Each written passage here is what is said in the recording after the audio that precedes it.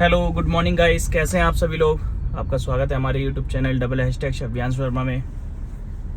Guys 15 अगस्त भी हो गई, जन्माष्टमी भी हो गई, संडे भी निकल गया। 3 दिन की छुट्टी थी वो क्लियर हो चुकी है, यानी कि ख़त्म हो गई। अब हम बैक टू ऑफिस।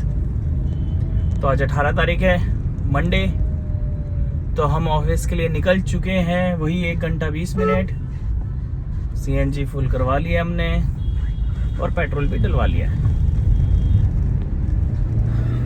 गाइस 15 अगस्त भी अच्छी रही, जैसा कि आपको पता ही है। 15 अगस्त पे हम मूवी देखने गए थे, बहुत अच्छी मूवी थी, तो आप सभी को देखनी चाहिए। फिर आकर हमने थोड़ा 15 अगस्त पे टेरिस पे जाके एंजॉयमेंट किया, गाने चला के एंजॉय किया। सॉरी वो वीडियो नहीं बना पाया, मैं थक गया था इसलिए नहीं बना पाया।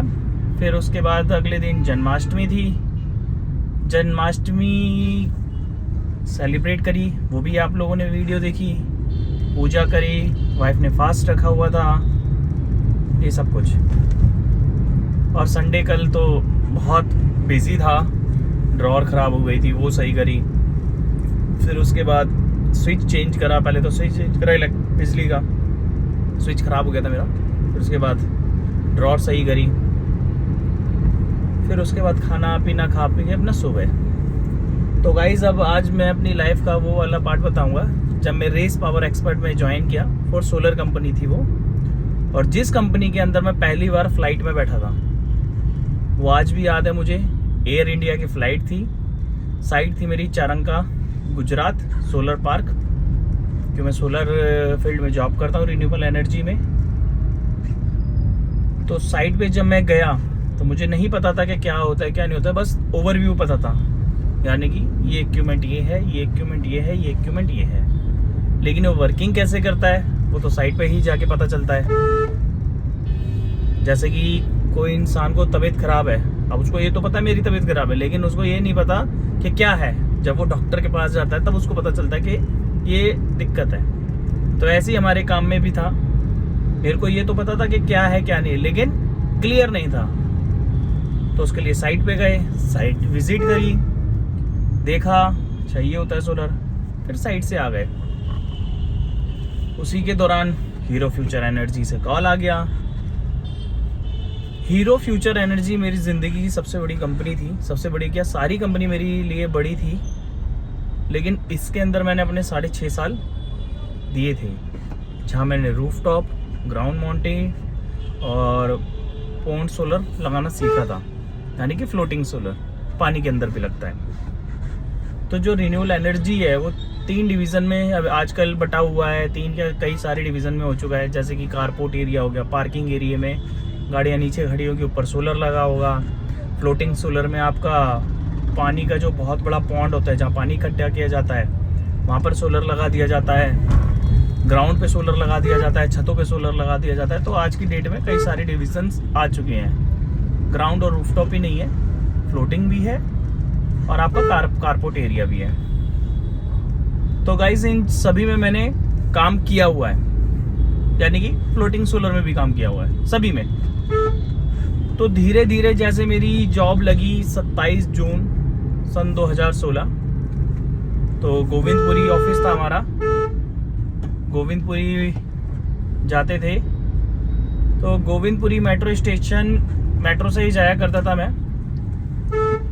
तो वहाँ पर हमारे परवीन झांगड़ा सर थे, जो कि मैंने बहुत पहले भी आपको बताया था, उनका नाम लिया था कि उन्होंने काफ़ी चीज़ें मेरे को सिखाई और उन्होंने काफ़ी चीज़ें मेरे को बताई।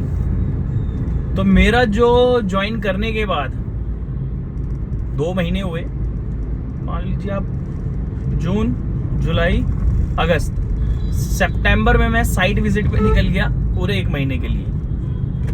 रतलाम, इंदौर, उज्जैन और मुंबई।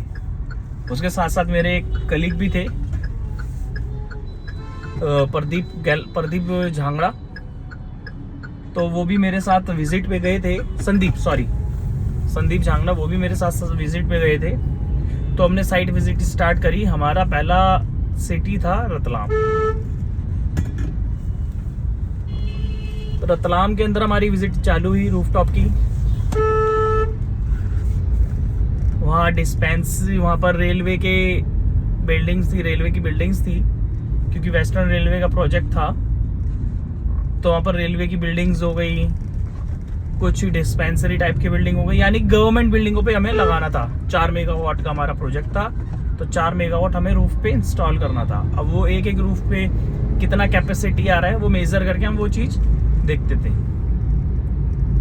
तो वो मेरा ज़िंदगी का सबसे बड़ा सर्वे था, और मैंने वहाँ से ही सारी चीज़ें सीखी। सर्वे कैसे किया जाता है, LDM क्या होता है, लेज़र डिस्टेंस मीटर, जिससे कि आप किसी भी रूफ को नाप सकते हैं।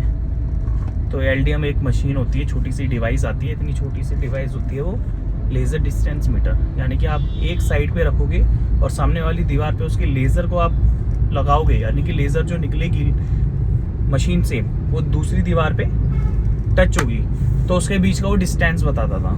यानी कि फीता, जो फीता इंची टेप बोल सकते हैं आप। इंची टेप का तो हम यूज़ कर ही रहे थे, लेकिन कहाँ जहाँ जहाँ LDM का यूज़ होता था वो हमने LDM का यूज़ करा। तो वो इक्विपमेंट मैंने चलाना सीखा। तो ऐसे करते करते हमें पूरा 1 महीना क्या 10 दिन हो गए। 10 दिन के बाद अब हमें घर की याद आने लगी कि यार बहुत टाइम हो गया घर के लिए। हमने सीनियर बोला, सीनियर विवेक ऐसा नहीं होगा, आप सर्वे पूरा करके आओ, 1 महीना जितना लगे आप आराम से जाओ, आराम से करो, कोई दिक्कत नहीं है। मैं ठीक है सर। अब रतलाम का तो सर्वे हमारा खत्म हो चुका। रतलाम में एक सबसे बड़ी बात ये थी, श्री बालाजी होटल था जी, जहाँ रखे थे हम। बहुत अच्छा होटल था वो, बहुत साफ सुथरा, खाने पीने की सभी व्यवस्था थी, वेजिटेरियन होटल था वो, बहुत अच्छा था। रतलाम में सबसे फेमस स्वीट्स मिलती है कराची हलवा, वो मैं आपको बता रहा हूँ, क्योंकि मैं जब भी रतलाम जाता था, ऐसा नहीं था कि मैं एक ही बार गया था, मैं काफ़ी टाइम बाद रतलाम जाता रहा, मीटिंग में जाता रहा। तो जब भी जाता वहाँ से कराची हलवा लेके आता, क्योंकि वहाँ का फेमस कराची हलवा इज एक स्वीट्स थी, बहुत अच्छी स्वीट्स थी वो। तो मैं वहीं से लेके आता था, वो वहाँ का फेमस था। तो गाइस, सर्वे रतलाम का खत्म। 15 दिन के बाद हम सीधा निकल गए मुंबई। मुंबई में हमारे साथ बहुत सारी चीज़ें हुई, बहुत ज़्यादा हमने बहुत परेशानी भी उठी हमें काम करने में और रहने में। तो वो मैं आपको अगली वीडियो में बताऊंगा। तो अभी हम ऑफिस जा रहे हैं और गाड़ी भी चला रहे हैं, हल्का फुल्का ट्रैफिक भी है। तो आप हमारे चैनल पर बने रहें और प्लीज़ वीडियो को लाइक करें, शेयर करें एंड सब्सक्राइब करें यार प्लीज़। मेरे को भी इंटरेस्ट आ रहा है वीडियो बनाने में, तो आप थोड़ा इंटरेस्ट तो आप भी दिखाएं, क्योंकि ये आगे बहुत इंटरेस्टिंग होने वाला है। अभी मेरी शादी भी होएगी, तो वो सारी चीज़ें मैं आपको बताऊंगा, शादी के अंदर क्या क्या हुआ, हमने क्या क्या एंजॉयमेंट करी है, ये सब कुछ। तो please like, share and subscribe और हमारे चैनल पे बने रहें। अपना ख्याल रखें, स्वस्थ रहें और ध्यान रखें। जय श्री राम।